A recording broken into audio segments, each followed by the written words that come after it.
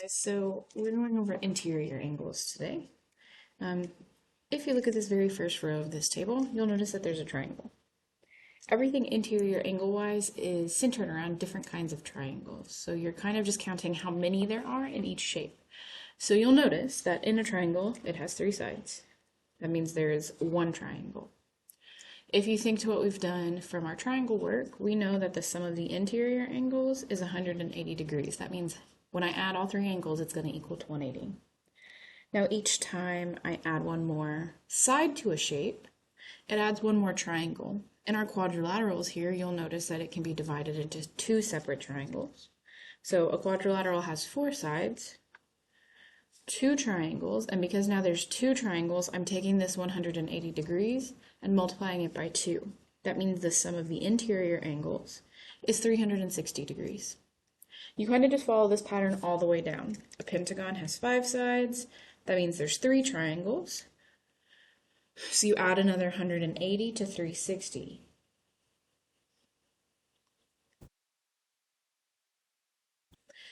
Giving you 540. Then you keep going. A hexagon has 6 sides. It has 4 triangles. That's 720. On and on and on until you finish this. You don't even have to have the shape to be able to do this. You can just say, okay, I know a heptagon has 7 sides, and I know, following my pattern, that's going to have 5 triangles, and that's going to give me 900 degrees in my interior. Octagon, 8 sides, 6 triangles, 1080. Nonagon, 9 sides, 7 triangles, 1260. Decagon, 10 sides, 8 triangles, 1440 degrees. Okay. So then at the very bottom of this, there is a shortcut so you don't have to go back and forth from this table or just like keep making the pattern. So if you look at the number of sides up at the top here, when I had 3 sides, that made 1 triangle. So the way our formula is set up, that means I'm going to say n, or the number of sides, minus 2. 3 minus 2 gave me 1. That gave me 1 triangle. That gives me 180 degrees. Then, because 1 triangle is 180 degrees, I'm going to multiply that by 180, and this is going to give me my formula for the sum. Remember, sum means total. So now if I look at the exterior angles on the back side, oh, sorry, I skipped one. If you have 1 interior angle, that means you don't want the sum. That means you want 1 single angle. That means all of the inside angles are going to have to be the same number. That's this first sentence. There is a formula so you can make that a little bit easier. So you take the formula from the page before. That's n minus 2 times 180. And then you're just going to divide it by n, or the number of sides.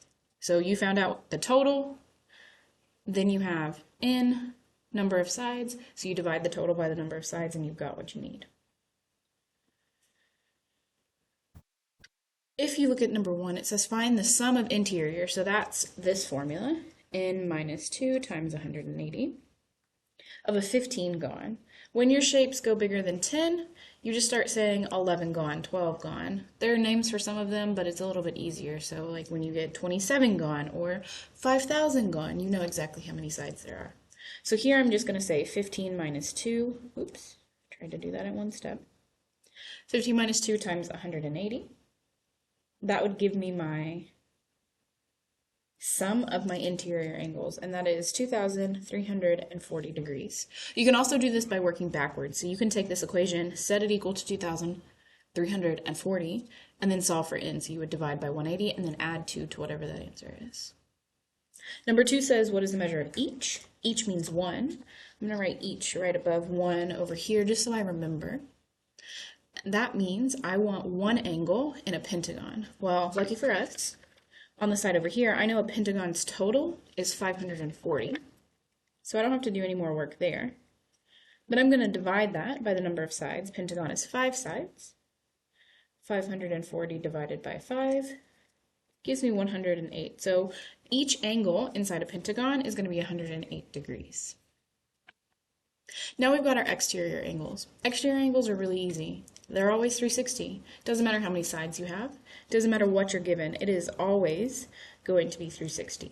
So between these two shapes, it wants you to look and say, okay, these are a bunch of linear pairs. That means they're going to equal 180. If I were to go and subtract each one of these from 180 and get numbers in each of these angles, then add those numbers together, I would get 360 degrees. Just to save on some time, since this is a video to help you catch up, we're not going to worry about that. Just know that if it's exterior, 360 automatically. Number 3 says, what's the measure of each exterior? I saw the word exterior, 360. 4 says, if the exterior angle of a regular polygon give you 40 degrees, like each single one is 40 degrees, how many sides does it have? Well, I know 360 is the total, and I know each is 40, so I'm going to divide those two. 360 divided by 40 is 9, so that has 9 sides. Look back at number 3 because I didn't read it very well. It says each. That means I need to divide by the number of sides. Hexagon, if you flip back to this side, has 6 sides. So that means this is 360 divided by 6, which is 60 degrees each. Very sorry. Did not read the question very well. Please don't make my mistake.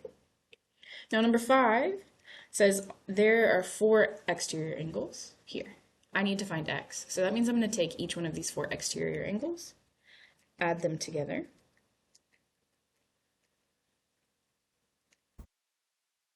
and set them equal to 360 because exterior angles are always equal to 360. Then I'm just going to combine my like terms. 3 plus 6 is 9, 10, 12x plus 60 equals 360. Then this is just a two-step equation. I'm going to get x by itself by moving my constant. That gives me 12x is equal to 300. Then I'm going to divide by whatever is in front of x, which gives me a value of 25. Hopefully this video helps you clarify on interior and exterior angles since I was gone that day. If not, come see me in tutoring before your test.